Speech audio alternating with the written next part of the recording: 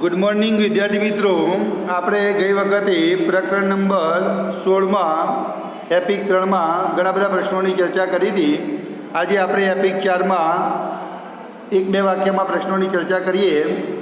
સૌથી પહેલાં પ્રશ્નની જો વાત કરીએ તો ગંગા નદીના પાણીની ગુણવત્તા સુધારવાની પરિયોજના કઈ સાલમાં શરૂ થઈ હતી? વિદ્યાર્થી મિત્રો, એકાદ બે વાક્યોમાં જવાબમાં પ્રશ્ન જ્યારે પૂછાય ત્યારે આપણે ખાસ એની સાલ લખવાની કે કઈ સાલમાં છે. તો ખાસ કરીને જવાબમાં લખીએ કે ગંગા નદીના પાણીની ગુણવત્તા સુધારવાની પરિયોજના ઈસવીસન 1985થી શરૂ થઈ હતી. એટલે પરીક્ષામાં આવા જ્યારે એક બે વાક્યમાં પ્રશ્ન પૂછાય ત્યારે ખાસ કરીને સાલ યાદ રાખવાની. કઈ સાલ? તો કે 1985. બીજા પ્રશ્નની વાત કરીએ તો બિશ્નોઈ સમુદાયે કયા વૃક્ષોને બચાવવા માટે બલિદાન આપ્યું હતું? વિદ્યાર્થી મિત્રો, આ પ્રશ્ન બહુ જ ખાસ ચર્ચામાં પરીક્ષાની અંદર વારંવાર પૂછાય છે.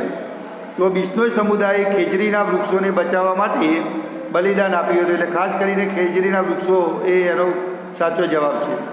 આગળના પ્રશ્નની વાત કરીએ તો પર્યાવરણ બચાવવા માટે 3 Rનો શું અર્થ થાય છે? એટલે જુદા જુદા પ્રકારના 3 R છે પર્યાવરણ એન્વાયરમેન્ટ બચાવવા માટેના. તો એને ખાસ કરીને આપણે કહીએ છીએ રિડ્યુસ, રિસાયકલ અને રીયુઝ. રિડ્યુસ એટલે ઓછું કરવું, ઓછો ઉપયોગ કરવો, જેને આપણે રિડ્યુસ કહેવાય. એટલે પર્યાવરણમાં પહેલો જે છે રિડ્યુસ, જેનો અર્થ થાય છે ઓછો ઉપયોગ કરવો. બીજું રિસાયકલ, જેમ સાયકલ ગોળ ગોળ ફરતી હોય એમ એને આપણે રિસાયકલ કહીએ. એટલે એને ફરી પ્રોસેસ કરવાની, એટલે પુનઃચક્રીકરણ. એના એ જ વસ્તુનું વારંવાર પુનરાવર્તન કરી ફરી જે બનાવી શકાય એને આપણે રિસાયકલ કહીએ. એટલે પુનઃચક્રીયકરણ તરીકે ઓળખાય. રીયુઝ, રી એટલે ફરી, રીયુઝ એટલે ઉપયોગી. તો ફરીથી જેનો આપણે ઉપયોગ કરીએ છીએ એને પુનઃ ઉપયોગિતા કહેવાય. તો વિદ્યાર્થી મિત્રો, પર્યાવરણને બચાવવા માટે 3 R: રિડ્યુસ, રિસાયકલ અને રીયુઝ. રિડ્યુસ એટલે ઓછામાં ઓછો ઉપયોગ કરવો, રિસાયકલ એટલે પુનઃચક્રીયકરણ અને રીયુઝ એટલે પુનઃ ઉપયોગિતા. આગળની વાત કરીએ નવા પ્રશ્નની તો ચિપકો આંદોલનની શરૂઆત ક્યારે અને ક્યાંથી થઈ હતી? તો વિદ્યાર્થી મિત્રો, ચિપકો આંદોલન એ જાણીતું આંદોલન છે. તો ચિપકો આંદોલનની શરૂઆત જે છે ઈસવીસન 1970ના ગઢવાલના ગામથી શરૂઆત થઈ હતી. તો પરીક્ષાની અંદર આ પ્રશ્ન પૂછી જાય તો એ ખાસ તમારે પ્રશ્ન લખવાનો. આગળના પ્રશ્નની વાત કરું.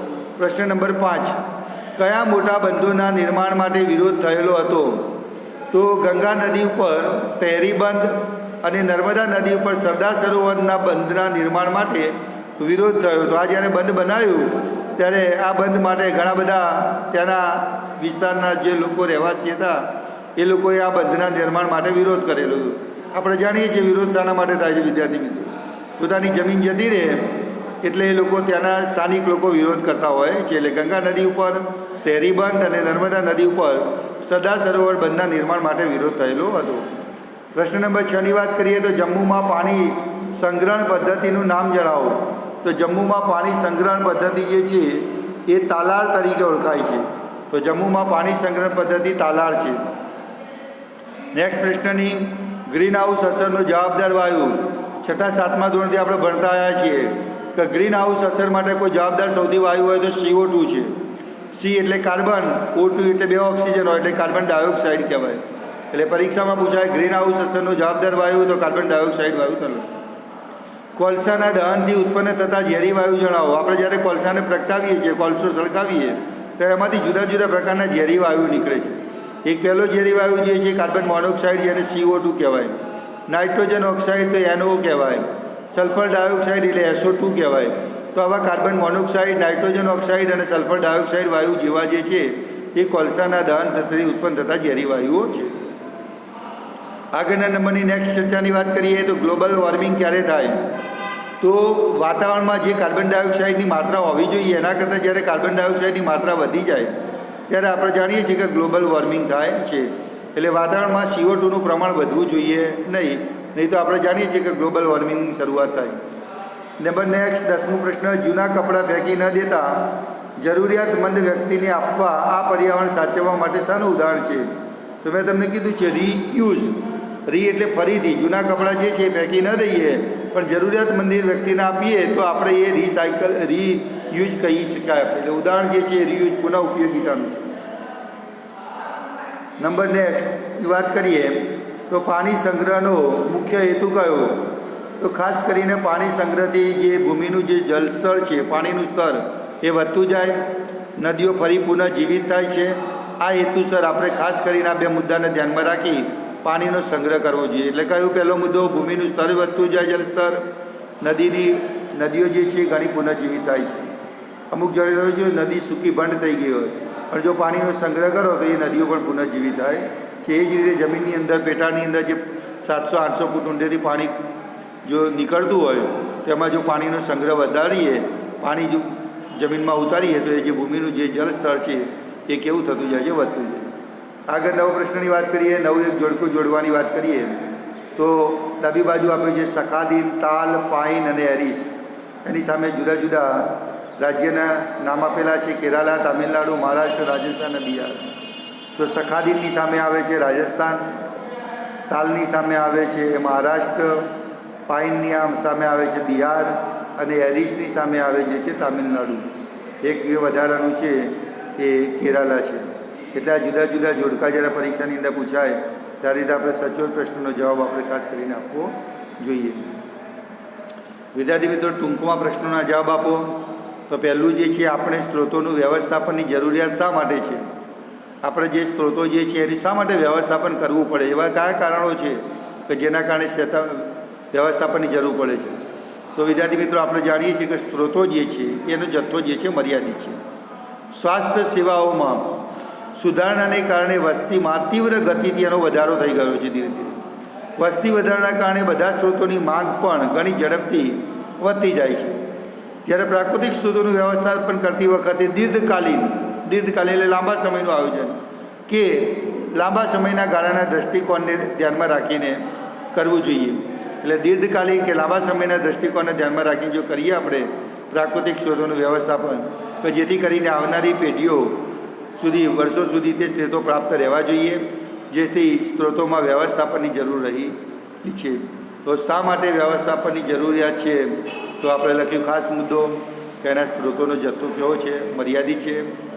સ્વાસ્થ્ય સુધારણાને કારણે વસ્તીમાં તીવ્ર ગતિથી વધારો થઈ ગયો છે, માંગ પણ વધારે થાય છે. એટલે દીર્ઘકાલીન કે લાંબા સમયના ગાળાના દૃષ્ટિકોણમાં રાખી આવનારી પેઢીઓને એ પ્રાપ્ત રહે એટલા માટે સ્ત્રોતોનું વ્યવસ્થાપનની જરૂરિયાત કેવી છે? જરૂર છે. તો વિદ્યાર્થી મિત્રો, આટલા ખાસ મુદ્દા આપણે લખવાના.